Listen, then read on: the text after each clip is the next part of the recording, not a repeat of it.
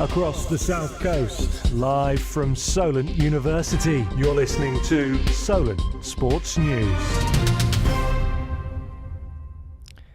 Good afternoon, it's 2 o'clock, it's 3 o'clock, I'm Jack Bunclark and this is Solent Sports News headlines. The FA have been heavily criticised after refusing to light up the Wembley Arch in Israeli colours. This after a deadly attack in Hassam left more than 1,300 people dead. Israeli and Palestinian flags will be banned inside the stadium for tonight's friendly between England and Australia.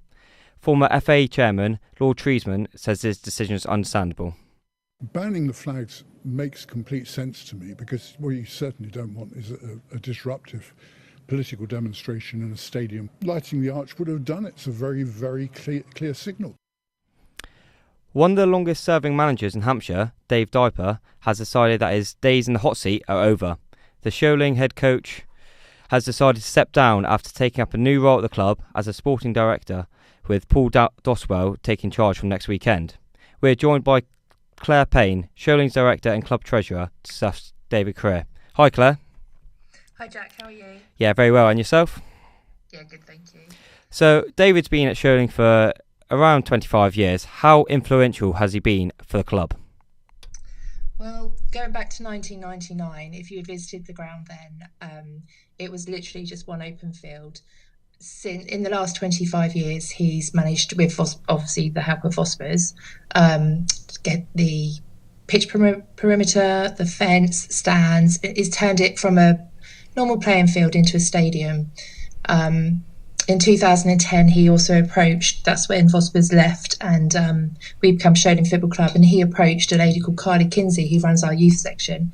And if it wasn't for that conversation that he had, we wouldn't now have 300 children playing underneath us with 25 teams.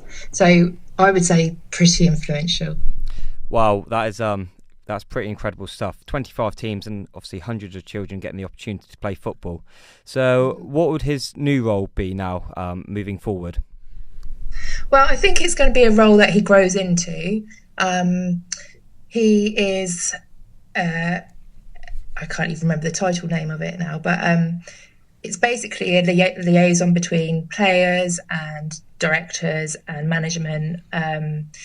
It's really important that he keeps that contact with the players because they are like a family. We are like a family at Sholing Football Club, but some of those players have played for him for 800, 600 games, and they are just like family. So it will be a role that he probably grows into, and yeah, we'll see what happens.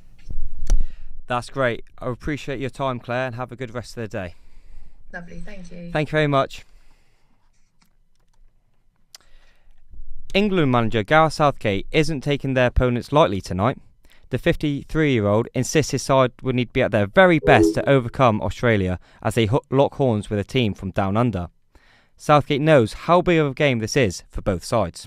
It's one of the great sporting rivalries. If Australia have any sniff that we're not taking the game seriously, then we'll be in trouble. So our mindset has got to be spot on.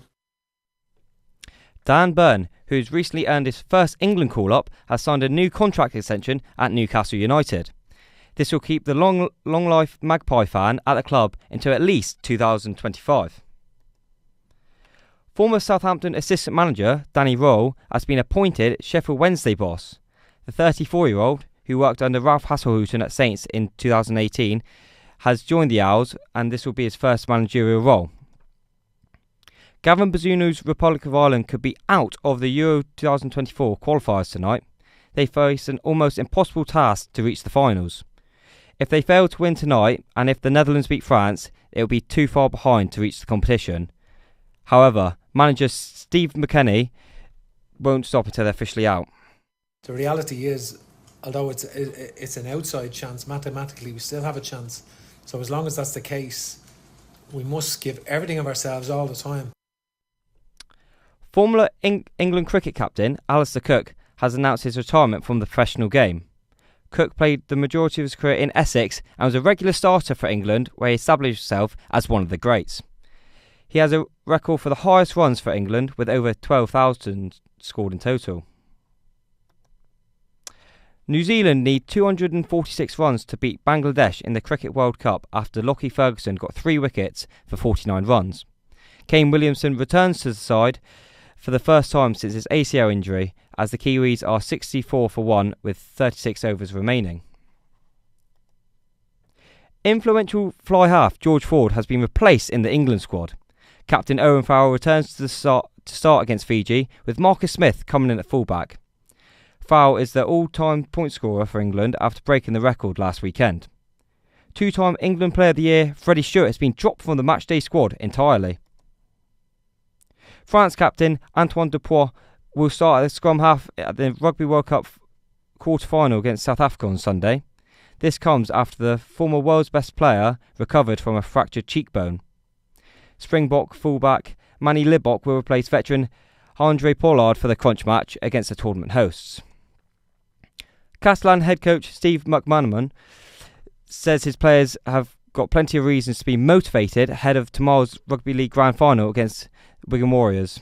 They fell just short of victory 2 years ago, and the head coach urges that they can be used fuel for the final tomorrow.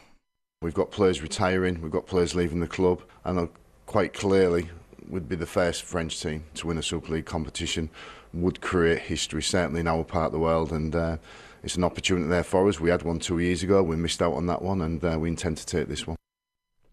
Now to Formula 1, where the Belgian Grand Prix at Spa-Francorchamps will remain on the calendar until 2025.